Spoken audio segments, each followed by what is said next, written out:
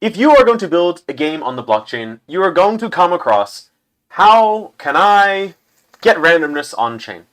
If there's a loot box, how can I randomize the outcome? If I kill a boss, how can I randomize the amount of XP that comes from that boss? Okay? The reason why this is a problem is because on the blockchain, everything is transparent. I can see before I open this box, I know what's going to be inside it because everything is immutable, right? You cannot change it. Well, the way we solve this is through Chainlink's verifiable random function. This can be used for all sorts of things. Like I said, used for games, but also things like NFTs. Imagine you have an NFT and you want to randomize the attributes.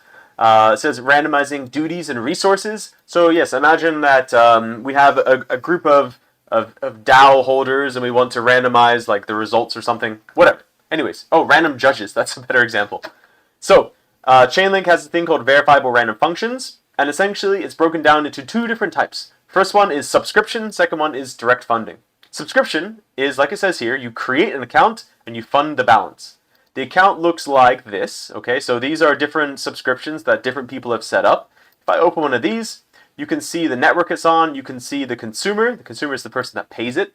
And you can see the history, which is the actual calls to this subscription. And you see they've called it dice roll.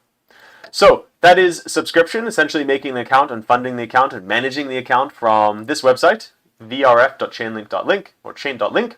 The other one is called direct funding. And I personally like this much more. The idea of direct funding is you put Link or the gas token into your contract and it just takes it directly out of that contract. Okay, this one's a little bit more tricky because you have to actually hard code this into your contract. You have to make it future proof. You have to make sure there's money in the contract. But in my opinion, this one is better because it's more pure, right? You have just the contract. I don't need to set up accounts or anything like that. And on the website here, it breaks down the different reasons why. The other thing that's important to note is that Chainlink supports a variety of different networks. You can see here it has Arbitrum, it has Avalanche, Base, BNB, Ethereum, OP-Stack, Polygon, Ronin, and Sonium. Those are the different networks it has. It also has both the mainnet and the testnet. Okay, so whenever you're writing a contract, of course you want to do it on the testnet first. This is mainnet right here, so Fuji Avalanche. I also wanted to point out that the amount you're going to pay per random call is based vaguely on the gas of that chain. So if you choose something like Avalanche, which has very, very small gas, the amount is going to cost to call that random function is going to be lower. And just to wrap up this video, I'm going to show you what the contracts look like. So I'm not going to break down everything here, but just a couple things. So this one is it has a thing called the link interface. That's because this contract is going to be paying in link. Through Chainlink, you have the option to pay from either where is it? Right here. You can pay in either the native gas tokens or Link. So let's go back to this Avalanche example. Either I can pay in AVAX or I can pay in Link. In this contract here, they have the Link token interface, which is because they want to pay in the Link token.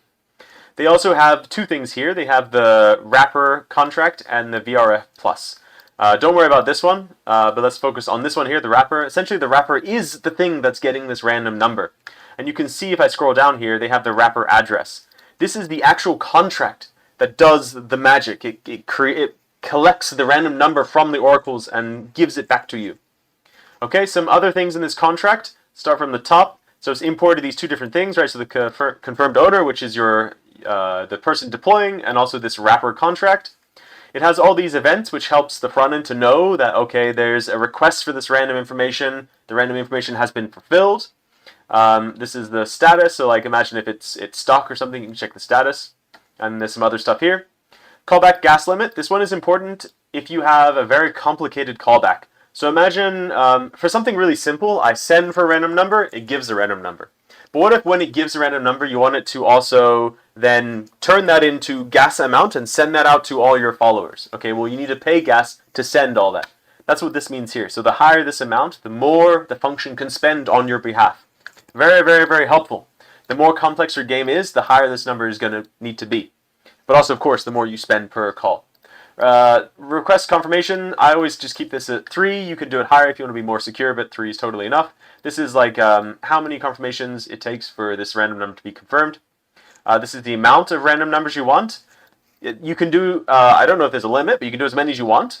I have found, though, that with one random number, you can actually hash that and create other random numbers. So not really necessary to call more than one, in my opinion.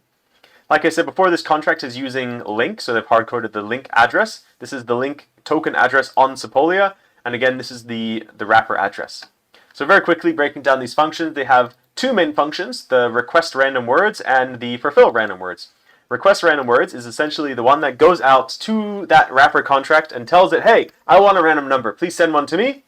And then once the random number comes back, it sends it to you by calling, actually that contract will come to your contract and call this function here, fulfill random words. So first step, it sends it out, second step, it comes back. Just breaking this down a little bit more, you can see here they've, let's see, so, okay. This one here is calling out, it's asking for a native payment, and it's saying enable, which means it's going to be paying in AVAX, not in Link. So I don't know why they put the link above, but they've essentially asked it to pay in native token, which is the gas token. So if it is true, then you get this one here, right? And so it calls this request random in native token, and that's going to go out to the wrapper, it's going to come back. Once everything comes back, it calls this function, and then bada bing, bada boom, you have randomness in your contract. Like I said before, if you wanted to increase the complexity of this, you can actually add more things in here. Like I said before, their contract is going to come to yours and call this function. So if you wanted to put other things in here, like sending tokens somewhere, you could do that.